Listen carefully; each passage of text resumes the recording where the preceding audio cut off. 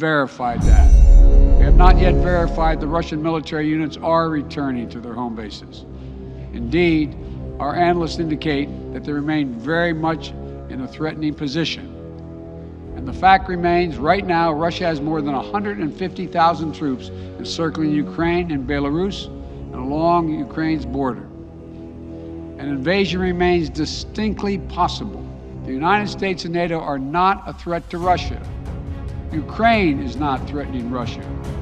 Neither the U.S. nor NATO have missiles in Ukraine. We do not have plans to put them there as well. We're not targeting the people of Russia. We do not seek to destabilize Russia. To the citizens of Russia, you are not our enemy. And I do not believe you want a bloody, destructive war against Ukraine, a country and a people with whom you share such deep ties of family, history, and culture.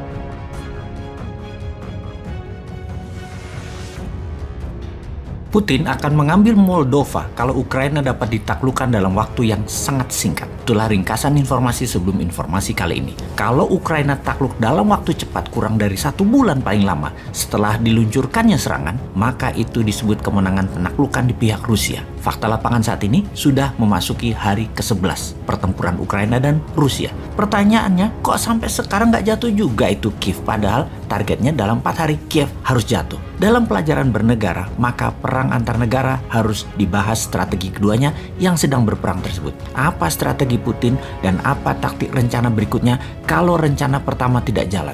Begitu juga strategi Ukraina, apa counter strike serangan balik, dan apa strategi perang kota, perang gang, perang selokan, perang gedung, yang mana tuan rumah lebih hafal seluk-beluk kotanya. Mengapa armada Rusia yang panjangnya 60 km mengular terhenti sudah 5 hari sejauh 30 km dari Kiev tidak maju-maju? Mari kita bahas dari lapangan apa adanya.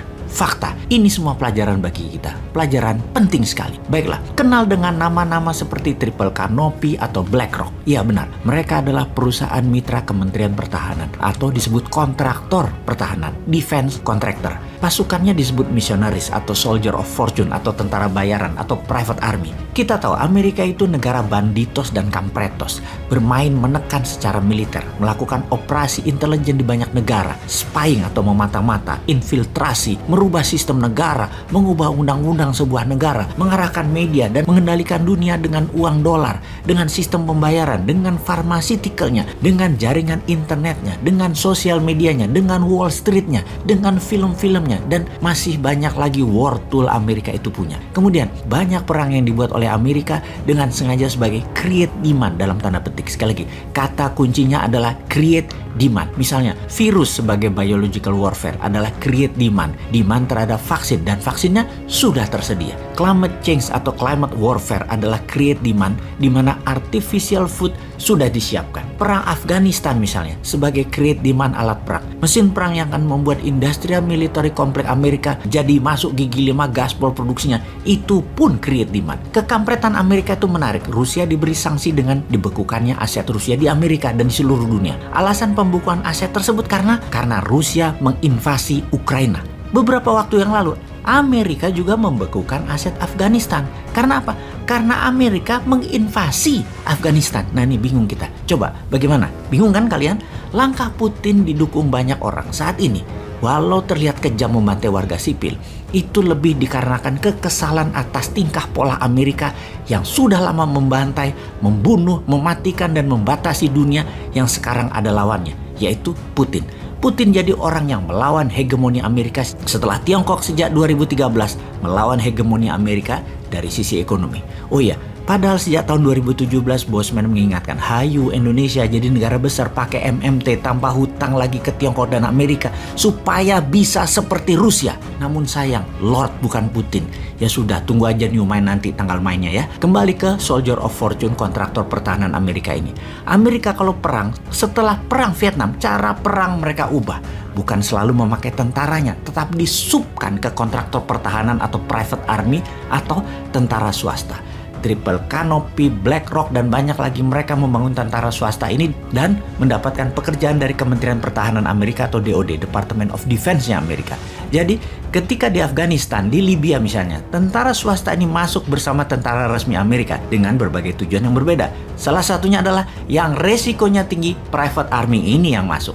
Jadi sekarang kita bicarakan mengenai tentara ini di Ukraina, Missionaries Army ini. Private Army saat ini dikirim NATO, ada yang dari Inggris, dari Amerika, dan negara NATO lainnya yang dalam 7 hari ini semakin banyak. Diperkirakan sudah 16.000 pasukan terlatih ini masuk. Dan juga dalam 2 bulan terakhir, Ukraina mendapatkan kiriman senjata, amunisi, shield pelindung tubuh, dan banyak lagi senilai lebih dari 21 triliun rupiah dari berbagai negara NATO, terutama Amerika, dan barang ini semua sudah masuk ke Ukraina. Maklum, anak ciptaan Amerika yang bernama Zelensky saat ini sedang teriak-teriak kebingungan.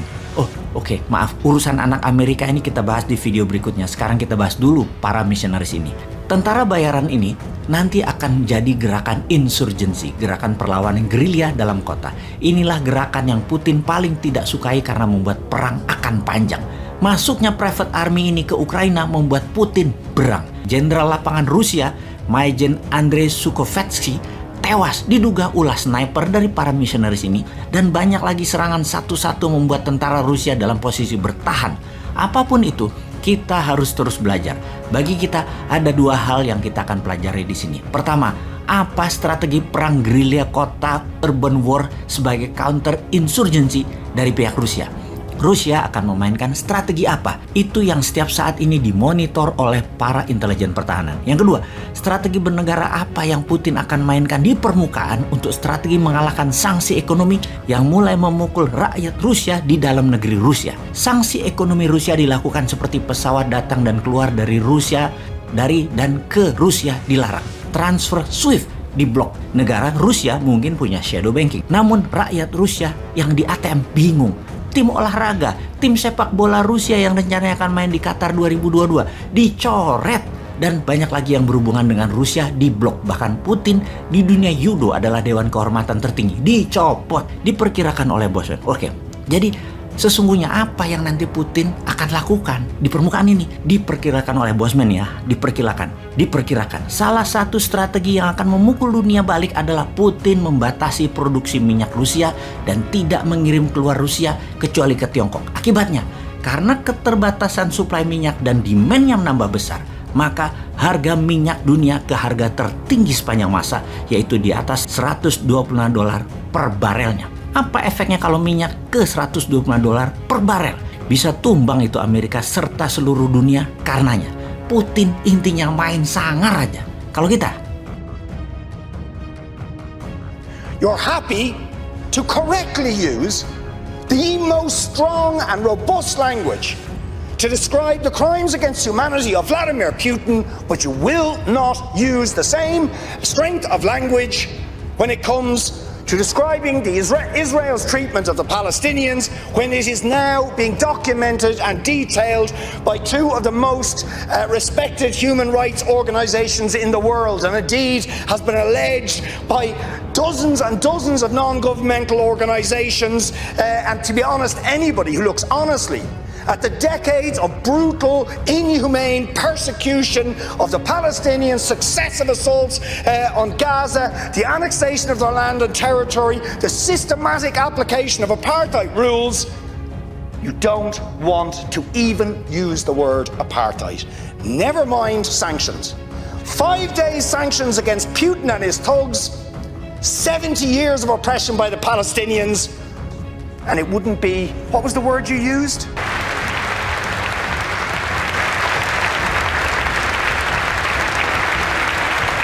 Let me be clear. Our forces are not engaged and will not engage in the conflict with Russian forces in Ukraine. Our forces are not going to Europe to fight Ukraine, but to defend our NATO allies in the event that Putin decides to keep moving west. For that purpose, we have mobilized American ground forces, air squadrons, ship deployments to protect NATO countries including Poland, Romania, Latvia, Lithuania, and Estonia. And as I've made crystal clear, the United States and our allies will defend every inch of territory that is NATO territory with the full force of our collective power. Every single inch.